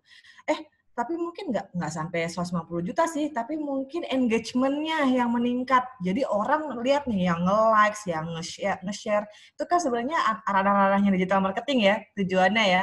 Nah, ternyata ketika dia melakukan pekerjaan sales itu secara nggak langsung dia sudah memarketingkan produknya. Gue nggak perlu sampai kejual sih, tapi goal gue itu adalah semua orang aware dengan produk gue, bahkan yang sudah beli dia repurchase ordernya.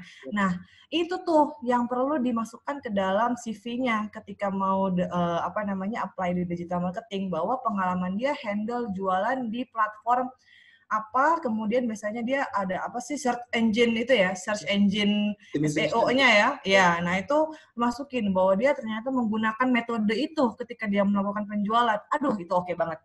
Nice. Itu oke banget. Bagus banget. Keren banget sih Bu penjelasannya. Bener banget sih teman-teman. Jadi memang kalau misalnya kita mau, let's say, pindah cross career ya, yang dilihat oleh recruiter dan perusahaan adalah, are you qualified? Do you have any experience about it gitu. Nah, kalau misalnya teman-teman sudah punya pengalaman atau sudah pernah memakai pengalaman itu, tulis. Kalau teman-teman belum punya pengalaman ya, cari. Betul nggak, Bu? Bener. Maksudnya kalau mau perang, pelurunya tadi disiapin dulu. Betul. Iya kan ya, kalau agak-agak bunuh diri, kalau misalkan saya nggak tahu apa-apa, Bu. Saya cuma modal, saya passion aja, Bu. Oke. Tapi yang ngantri ini 100 yang di belakangnya sudah menguasai banyak skill nih digital marketing. Jadi siapin dulu gitu. Betul banget. Dan nanti bakal ada resiko-resiko nih yang kayak Bu Areta bilang tadi. Misalnya kita mau untuk pindah gitu kan karirnya. Berarti dengan skill yang kita punya, pengalaman yang kita punya gitu, kontribusi dan accomplishment yang kita punya, mungkin tidak bisa dihargai dengan last experience kita, last pekerjaan terakhir kita. Bisa jadi mungkin gajinya, reward yang kita dapatkan bisa jadi turun gitu. Karena memang perusahaan, orang-orang akan menilai satu orang, satu talent gitu, berdasarkan kontribusi yang dia berikan dan potensi kontribusi yang bisa dia berikan. Gitu. Betul jangan salah kalau misalnya ada career path gitu kan. Yang dilihat dari career path itu adalah sebenarnya kan biasa career path makin tinggi makin lama makin tinggi makin mahal gitu harganya ya. Nah, sebenarnya yang dilihat adalah kontribusinya makin banyak nggak? Kalau kontribusinya makin banyak, otomatis gajinya bakal makin banyak, makin gede gitu. Tapi kalau kontribusinya sedikit, itu bakal direview. Apalagi kalau misalnya tiba-tiba masuk ke dalam masa pandemi kayak gini. Wah. Oh, iya betul. Itu bakal sangat-sangat jadi pertimbangan gitu. Ini orang udah berapa tahun di sini tapi kontribusinya masih segini gitu kan. Nah, itu bisa jadi pertimbangan oleh teman-teman HR atau teman-teman manajemen gitu. Itu sih. Jadi silahkan kalau misalnya mau karir switch silahkan, nggak apa-apa, tapi pastikan strateginya tepat. Tadi Bu Areta sempat bilang ada strategi karirnya gimana, mau espiral, mau naik turun, mau kayak gimana, bebas gitu kan. Dan ketahui juga resikonya apa.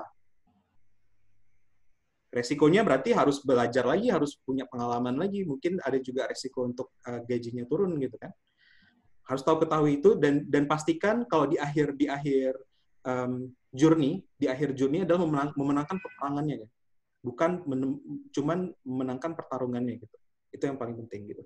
Oke, next masih ada waktu, kita akan coba lagi pertanyaan-pertanyaan selanjutnya. Ini udah ada. Nah, Bu Areta, ada yang nanya nih. Apakah summary profile itu perlu? Summary profile. Sekarang memang, apalagi kalau template-template kan sudah mulai ada ya, summary profile. Intinya sebenarnya summary profile jangan mengulang informasi yang kamu tulis di CV itu. Jadi kalau dia nulisnya, saya fresh graduate dari ini, saya pengalaman ini, sebenarnya kita bisa baca lagi di CV itu, nggak usah gitu. Kemudian hindari juga penulisan summary profile yang general, kayak tadi tuh, saya mampu bekerja dalam tekanan, bekerja keras, disiplin, itu bolehlah diganti dengan yang tadi tuh yang lebih tajam ya, keyword masukin, kemudian aspirasi. Tapi kalau nggak mau dimasukin juga nggak masalah. Sebenarnya intinya konten kamu itu yang CV-nya yang akan kita lihat ujung-ujungnya. Summary profile tuh hanya memudahkan kita untuk melihat kamu bisa menjelaskan nggak sih diri kamu dalam 1-2 kalimat gitu yang dengan tajam gitu. Tapi kalau enggak, buat aku juga nggak masalah. Aku juga banyak yang aku proses yang nggak ada summary profile-nya gitu. Yang penting isinya ya kayak tadi, tidak mengulang, isinya menarik buat dibaca gitu. Oke. Sip. Paling ada lagi kali ya, mungkin yang pernah ditanya juga, biasanya kalau ada career gap itu kayak gimana gitu ya. Udah kerja 10 tahun, terus habis itu resign, ngurus anak, atau enggak ada ngerawat keluarga yang sakit gitu. Biasanya kita tulis aja, nggak apa-apa. Kalau misalkan di summary profile pun juga boleh bilang bahwa the last 2 years saya misalkan career break karena urusan misalkan family. Biasanya karena kan kita kan ngelihat ya, kalau dia tuh dari November 2015 tiba-tiba dia baru mulai kerja, Maret 2018 ya, ini kemana nih 2 tahunnya gitu ya. Nah, biasanya kalau akan lebih baik kalau ada yang langsung nulis tuh, bilang bahwa saya 2,5 tahun merawat keluarga, 2,5 tahun pindah keluar kota, 2,5 tahun kuliah, S2, S3 gitu ya, sehingga saya break gitu. Dan biasanya di masa-masa sekarang ini saya paham banget bahwa ada teman-teman yang kemarin mungkin kena dampak light of pandemi ya, misalkan dari bulan Maret atau dari bulan April, kemudian sampai sekarang belum ada, otomatis kan ada career break tuh, ya kan ya.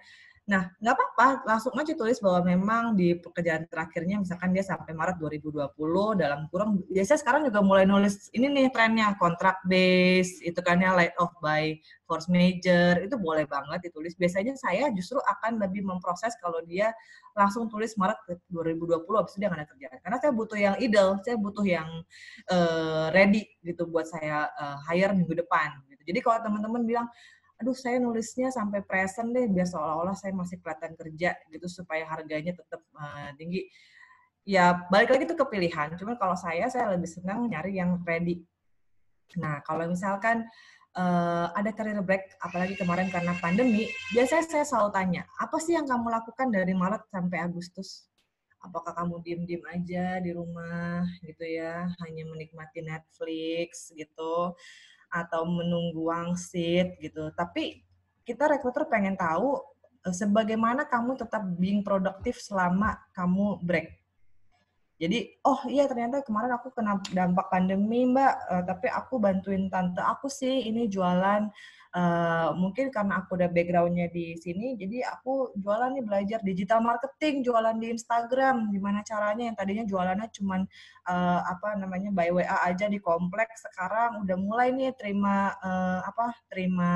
Orderan. customer. Nah, itu tuh langsung, oh jadi ternyata dia emang gatel pengen kerja ya, walaupun dia selama ini career break. Itu sih. Nice. Oke, bener banget. Yang penting dikasih tahu ya, Bu ya. Kalau misalnya memang ada career break, dikasih tahu kenapa gitu kan. Reason-nya, betul. Reason-nya kenapa, dan kalau misal pandemi ini terutama teman-teman yang mungkin kena dampaknya gitu kan, kasih tahu aja apa aktivitasnya gitu ya. Jadi biarkan teman-teman rekruter tuh pasti ngerti kok gitu. Jadi nggak mesti harus kerja sampai sekarang gitu kan. Tapi kita ngerti, kita manusiawi juga kok. Kalau misalnya memang ada sesuatu yang membuat nggak kerja, atau mungkin karena family reason, orang tuanya sakit segala macam gitu, itu masih sangat diwajarkan. Ada satu pertanyaan Mas Gilman, kali ini aku deh yang nanya Mas Gilman. Oke, silakan. Wah, dibalik nih. Kita kan sesama, ini nih pertanyaan umum nih Mas Gilman nih. Yep. Kenapa sih rekruter tuh nggak pernah bales kandidat? Ya nggak? Kenapa kita nggak pernah kasih kabar? Kita kadang-kadang suka ghosting gitu loh. Abis interview, abis itu nggak ada kabar, abis tes nggak ada kabar. Itu kenapa sih Mas Gilman? Okay. Jadi gini teman-teman, silahkan 600 orang nih mendengar baik-baik ya. Jadi, banyak banget faktornya. Ada faktor dari ada faktor personal dari rekruternya, ada juga faktor dari organisasinya, gitu. Jadi ada yang bisa kita kontrol, rekruter kontrol, ada faktor yang rekruter tidak bisa kontrol, teman-teman. Misalnya gini nih, oke, ada 3 orang gitu kan, udah masuk tahap interview kandidat. Ini pengalaman saya ya. Terus udah masuk tahap interview, udah masuk tahap interview akhir gitu kan ya. Nah, yang kemudian harusnya harus ada feedback ya, apakah ini diterima atau tidak gitu kan ya. Kandidat ini kamu diterima apa tidak gitu. Nah, masalahnya adalah yang mendecide dia diterima atau tidak itu bukanlah rekruter. Betul. Yang ngedecide itu adalah usernya. Bisa jadi itu adalah manajernya, atau bisa jadi itu adalah CEO-nya, atau bisa anyone gitu. Kita adalah orang yang mencari dan memastikan orang yang masuk ke dalam perusahaan itu adalah orang yang tepat gitu. Makanya teman-teman, kadang-kadang ada yang sampai proses rekrutmen sampai sebulan, 2 bulan gitu. Nah, rekruter sendiri itu tidak punya power untuk mempercepat hal itu, karena semuanya akan balik lagi ke usernya, akan balik lagi ke kondisi perusahaannya gitu. Apakah ternyata kondisi perusahaan awalnya dibuka untuk posisi sales manager misalnya, terus tiba-tiba ternyata strateginya berubah gitu kan. Nah, who knows, ketika masuk tiba-tiba nggak jadi gitu. Dan kalau misalnya nggak jadi, let's say di reject atau di hold gitu, atau kalau di reject gitu kan, itu nggak masalah gitu, enak kita bilang, oke, hai Pak, hai Bu Hani gitu. sekarang posisi ini kita berubah strategi atau segala macam, akhirnya ibu di reject gitu. Tapi stay in touch, bla bla. Tapi kalau yang paling nggak enak adalah posisinya di hold. Betul sekali. Nggak tahu kita mau ngomong apa ya. Kita nggak tahu mau ngomong apa gitu. Karena teman-teman harus tahu juga kalau misalnya ada beberapa hal yang tidak bisa diekspos ke luar gitu mengenai perusahaan gitu kan, terkait dengan confidentiality perusahaan gitu. Nah, hal-hal itu yang mungkin bisa menjadi faktor yang tidak bisa dikontrol oleh rekruter. Tapi ada juga teman-teman teman-teman rekruter yang kita juga tetap balas gitu kan, tetap kasih email gitu. Ada juga yang sudah menggunakan email-email yang auto-respon ya. Jadi kalau misalnya memang ini nggak diterima, akan langsung dapat notifikasi tuh di email biasanya. Kalau misalnya kandidat tidak diterima gitu. Seperti itu sih Bu, kalau menurut saya pribadi, pengalaman saya pribadi seperti itu yang membuat teman-teman kandidat ini mungkin agak di ghosting. Tapi basically balik lagi Bu Areta, tergantung dari orangnya, tergantung dari rekruternya dan tergantung dari perusahaannya. Karena setiap perusahaan dan setiap orang bakal berbeda-beda Bu. Betul, setuju banget sama. Sebenarnya kalau kita diskusi ini kayaknya sampai besok nih. Soalnya banyak yang akan keluar curhatan-curhatan. Nanti kilik-kilik Mbak Afra bikin dong nih diskusi tentang kayak begini. Boleh nggak sih kita tuh follow up recruiter? Kayak gitu-gitu ya Mas ya? Panjang diskusinya. Gitu. Nanti bisalah kita buat ya. Nanti teman-teman tinggal chat aja tuh atau tinggal komennya di LinkedIn, di Twitter atau di Instagram. Kasih saran ke kita kira-kira apa aja yang bisa kita lanjutkan gitu ya, topik-topik apa aja yang bisa kita lakukan. Tapi yang paling penting adalah kalau misalnya teman-teman di ghosting nih, bener banget kayak Bu Ariel tadi, untuk follow up recruiter itu adalah hal yang common. Jadi jangan takut untuk follow up recruiter. Biasanya gimana? Kalau Bu Areta gimana? Strategi, boleh nggak share ke teman-teman strategi kandidat untuk follow up recruiter itu setiap berapa kali sih? Biasanya sih proses rekrutmen itu kan common 2-3 minggu ya ke depan gitu. Biasanya kalau untuk posisi-posisi manager up biasanya memang agak lebih lama, apalagi mereka mesti 2 month or 3 month notice gitu. Tapi boleh aja kalau misalkan ada WhatsApp-nya, kalau nomor telepon rekruter sudah tersebar gitu ya, silakan di WhatsApp baik-baik bilang, halo Bu, saya misalkan Gilman yang kemarin tes tanggal 20 September untuk posisi ini, kira-kira apakah sudah ada hasilnya, bukan hanya sudah 2 minggu gitu kan ya, boleh kayak gitu ya, atau by email juga boleh gitu, cukup sekali 2 kali, jangan tiap hari ya kayak obat gitu. Iya ya, bisa ya gitu. Tapi nggak apa-apa, boleh kok. Justru kita kadang-kadang terbantu dengan terfollow up, jadi kita juga bisa kasih jawaban juga gitu. Tapi be ready dengan jawaban dari rekruter gitu kalau udah berani follow up ya. Betul. Jadi gitu. kalau bener banget, kalau saya sendiri sih sangat appreciate kandidat yang follow up gitu kan. Karena memang satu rekruter tuh bisa handle dalam satu momen ya, satu hari itu bisa sampai puluhan kandidat gitu yang harus diingatkan gitu. Jadi kalau misalnya teman-teman ambil inisiatif untuk follow up, itu sangat-sangat membantu teman-teman rekruter sih gitu. Dan jangan sampai nge-spam juga. Misal udah di akhir interview gitu akan dibilang, oke, dalam 2 minggu akan dikabarkan. Oke, berarti kalau misalnya kayak gitu di minggu kedua, pas di minggu kedua di follow up. Kalau misalnya belum ada balasan lagi lewat email gitu kan, atau the next 1 week atau 2 weeks nanti akan boleh lagi untuk di WhatsApp atau di email gitu. Itu nggak masalah. Yang penting tetap di follow up, dan yang paling penting santun lah, etikanya tetap jaga. Karena kita juga gitu. Maksudnya ini bukan masalah kandidat rekruter ya. Ini masalah human being gitu. Betul. Kalau misalnya kita memang berkomunikasi dengan santun, dengan etika dan jelas gitu kan, itu kan enak. Karena teman-teman harus tahu juga, kalau misalnya sekarang teman-teman nggak keterima gitu kan di pekerjaan, nggak ada yang tahu 2 tahun ke depan, 3 tahun ke depan, 5 tahun ke depan, itu teman-teman bisa jadi ke sana. Atau mungkin rekruternya pindah ke tempat yang lain, terus bakal ketemu lagi sama kandidat itu kan. Iya. Dunia sempit ya, apalagi kalau industri itu aja. Apalagi kalau itu aja gitu. Jadi makanya teman-teman gunakanlah setiap kesempatan dengan rekruter dan semua orang basically ya, untuk membuat pertemanan gitu ya Bu ya. Itu lebih oke ya, networking yang benar itu adalah kayak gitu, buat pertemanan, kasih value ke orang lain, jangan cuman hanya transactional based, tapi tetap stay in touch untuk apapun yang bisa kita bantu, apapun yang bisa kita sama-sama bantu lah gitu. Itu sih yang paling penting. Wow. Oke. Luar biasa. Gila, udah 5 jam kita nih Gilman. 5 jam. Kita tuh pengen banget review semua CV, kita pengen banget jawab semua pertanyaan, tapi apa daya kita juga punya waktu yang terbatas gitu. Jadi sesi kali ini akan kita tutup. Saya sangat terima kasih kepada teman-teman, masih ada 500 orang, 550 orang yang masih ada di sini.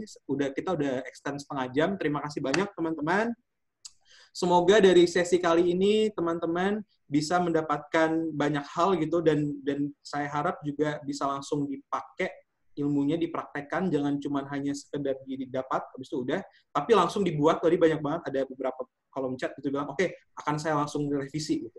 Kalau misalnya ada pertanyaan silahkan ditanyakan ke sosial medianya Rekruter Indonesia Bersatu, dan saya boleh dong sekali kasih reaction applause untuk Bu Aretha Krisnamurti. Boleh dong kita kasih tepuk tangannya dong buat beliau dong. Thank you untuk sama Mas Gilman. Duet maut ya Mas Gilman kita ya.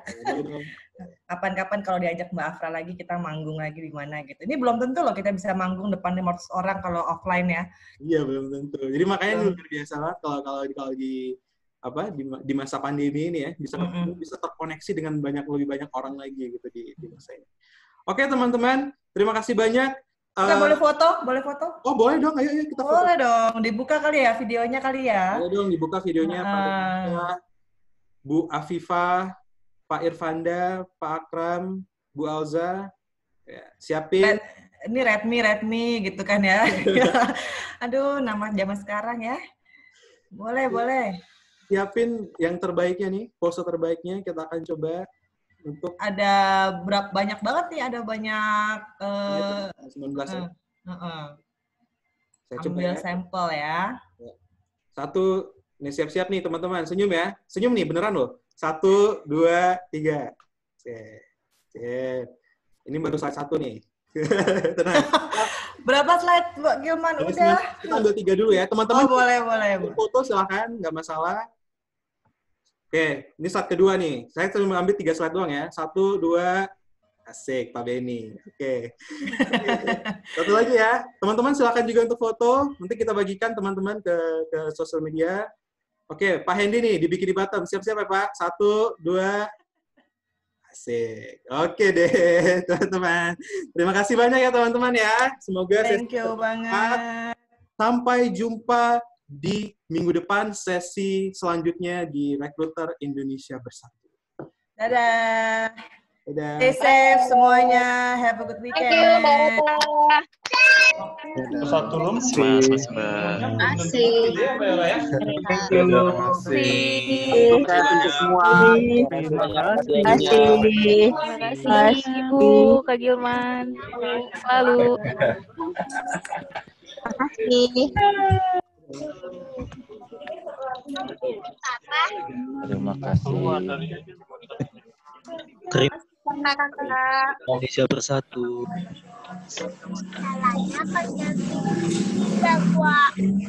Selanjutnya. Well, it's not to see chicken.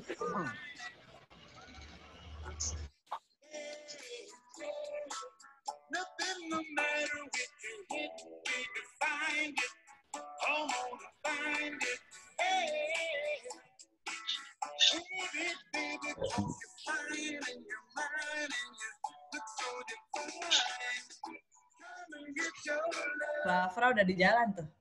Iya nih. Mbak Rata, thank you ya. Wah, you did great job. Really astonished. Thank you. Emang keren. Ini jalan-jalan loh Mbak. Ini pasti nggak PSBB ini. Ketahuan nih Mas Gilman nih. Mau cari gunung. Saya jalan ke gunung kok, nggak ada orang. Siapa tahu belanja Bu Afra, Bu Rita. Gimana? Siapa tahu Bu Afra lagi aku email belanja. ya. Iya Pak. Aku email ya. Aku punya belum dibahas. Nanti aku email ya. Mas. Oh iya Pak Surya. Iya, waktunya nggak sempet. Nggak apa-apa.